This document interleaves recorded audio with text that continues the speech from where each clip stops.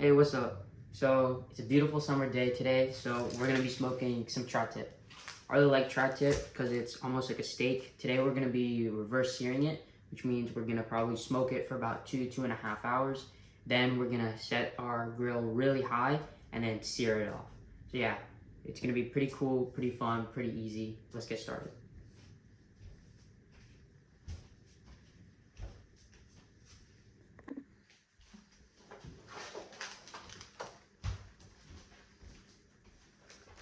Alright, so today we're making tri-tip from some USDA Prime gray beef. So it's going to be pretty good. You can see a lot of the good marbling here. So the first step actually is going to be to take this out about an hour and a half before. I've been letting this sit out for an hour and a half now. And I'm just going to leave this out for a little bit longer. And the first step we're going to do is create our spice blend.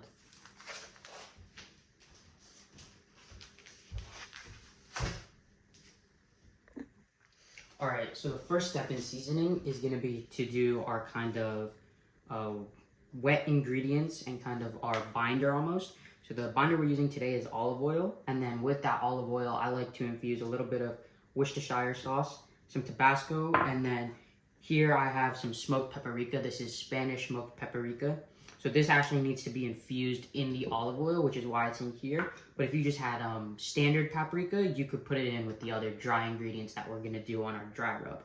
So we'll first mix this up, and then after we put this on the meat, we're then gonna hit it with the dry rub.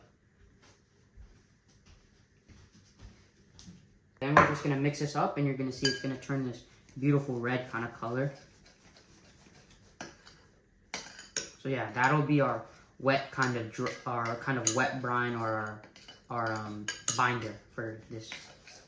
So I'm gonna let this sit and kind of soak and let the ingredients get to know each other, and we're gonna go ahead and make our dry brine now. Alright, so now for the dry seasoning side, we're gonna be using some brown sugar, a little bit of cinnamon, and then garlic powder, onion powder, and this is umami powder, which is kind of just, it's made by Trader Joe's. It kind of gives you a more well-rounded flavor, just because umami is something kind of lacking throughout this this dish. So yeah. So for ratios of, I'm gonna use a seasoning bottle. I'm probably gonna do about one part brown sugar to about 1.5 parts cinnamon, 1 part garlic powder, 1 part onion powder, and then a half part of the umami powder. So yeah, and then for salt and pepper, we're just gonna put that directly on the meat. So yeah. All right. So here we have our seasoning, and it's done. I made a little bit of a mess, but you know, we're not gonna worry about that. We're just gonna consider it pre-seasoning for the meat because the meat's going right on here. So all I did was I put my ingredients in, and then I stirred it up with the chopstick. So hopefully this is enough for both of my tri-tips, but if it's not, no problem. We can just make another bottle. So now, since we're done with both our dry seasoning and our wet seasoning, we're gonna start on the meat and prepping it.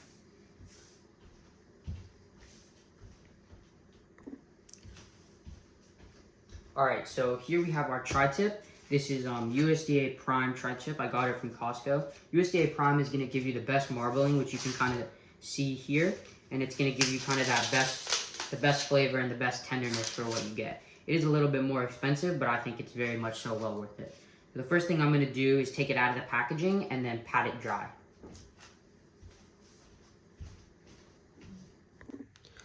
All right, so now that we have the meat all dried up, we're gonna start to take our wet brine and put it on, and we're gonna put this all over the meat. We're gonna mix it up a little bit, and yeah, we're just gonna kind of put it all over the meat, make sure it gets everywhere, and then we'll be good to go. So yeah. Also, make sure you're not wearing any white clothing when you're doing this, because this will stain through about anything. I really recommend wearing old black clothing. Anyway, so now that we've done our seasoning of our wet brine, now we're gonna move on to this dry brine. So I'm gonna go ahead and stick this dry brine everywhere, and then after that I'm gonna pat it in. And make sure you're not rubbing it because it'll cause like kernels almost.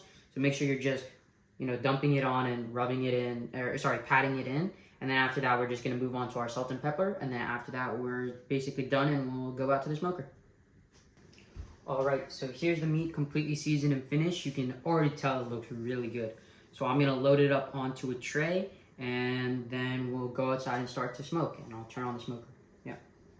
Okay, so I just wanted to illustrate kind of the smoker setup we're using today. So we're using the ceramic smoker that we always use. And today I'm going to be using an app called Barbecue Guru to help me. So what we have here is an app that has a pit probe and a temperature probe for the meat. So right now it runs a fan. You can see down here, this fan down here. It runs a fan which circulates the temperature and forces air into the actual smoker. So that way it can monitor it a little bit better. And it takes a lot of the guesswork out of having to smoke. So you can see it's more temperature controlled, and that helps with just general consistency, which helps you get better meat. So yeah, you don't have to use this. This is definitely not a necessity. However, I would recommend that for your temperature probe, you do get an external temperature probe like this one instead of just using this internal one, because they can be a little bit inaccurate. So yeah, you can see now that it's up to 250, so we'll get the meat out, and we'll put it in. Okay, so today I'm gonna be using some applewood chunks, so I'm just gonna throw these into the fire, and then I'll get the tri-tip on the grill. So now that we have that in the grill, the final step is just to take a temperature probe and insert it into one of the long sides of the meat. Just like that. Then we're just gonna go ahead and stick these on here.